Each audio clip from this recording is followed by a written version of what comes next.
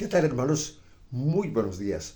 Hoy estamos ya a miércoles 17 de abril y leemos el texto del Evangelio de San Juan en el capítulo 6, versos del 35 al 40. En aquel tiempo Jesús dijo a la multitud: Yo soy el pan de la vida. El que viene a mí no tendrá hambre, y el que cree en mí nunca tendrá sed. Pero, como ya les he dicho, me han visto y no creen.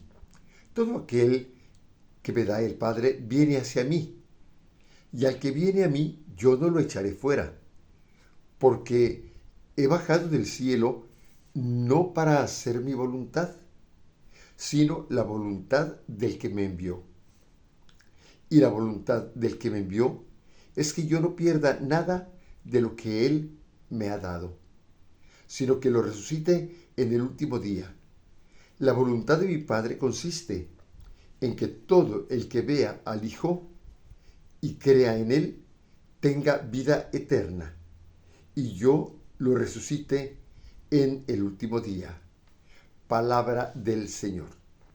Gloria a ti, Señor Jesús. Estamos, mis hermanos, ante un texto, eh,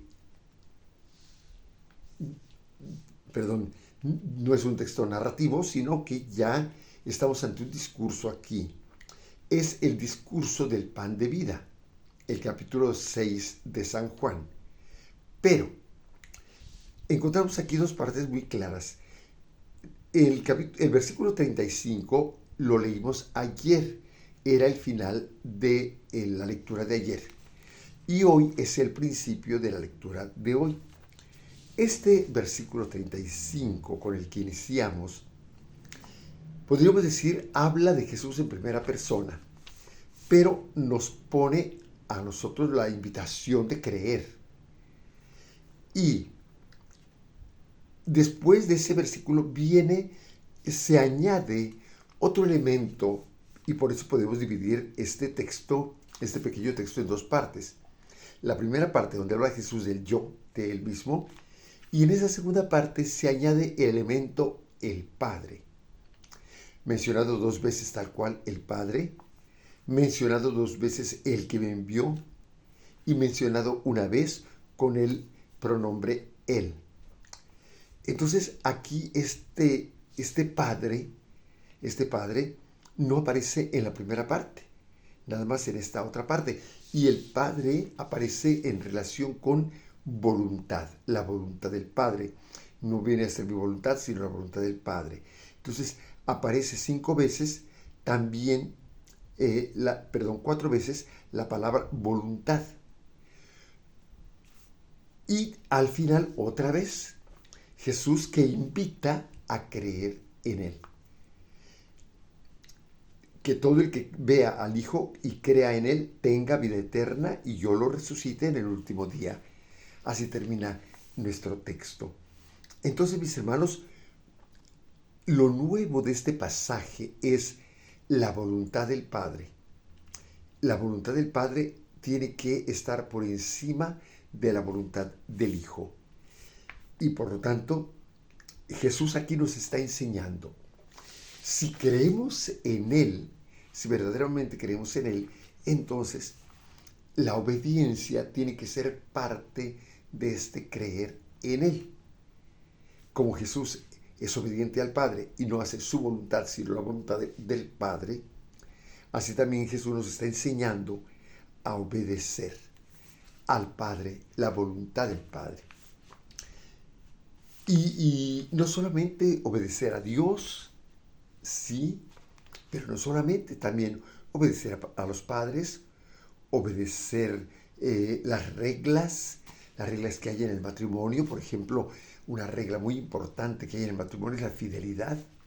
Hay que obedecer la fidelidad, ¿sí? No solamente los niños tienen que obedecer a papá y mamá, sino esas reglas que existen en el matrimonio. Si es por la iglesia, acuérdense, la promesa de fidelidad a la hora de ponerse los anillos. Pero aunque no se casaran por la iglesia, esa fidelidad es una ley clarísima en el matrimonio.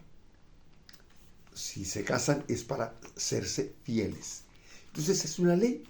Y entonces tenemos que aprender, así como queremos que los niños sean obedientes, nosotros tenemos también que obedecer. Entonces, no solamente a Dios, sino a las leyes humanas, leyes de la familia, leyes de la sociedad, tenemos que obedecer. Y fíjense, cuando no obedecemos, entonces aquello se convierte en una anarquía.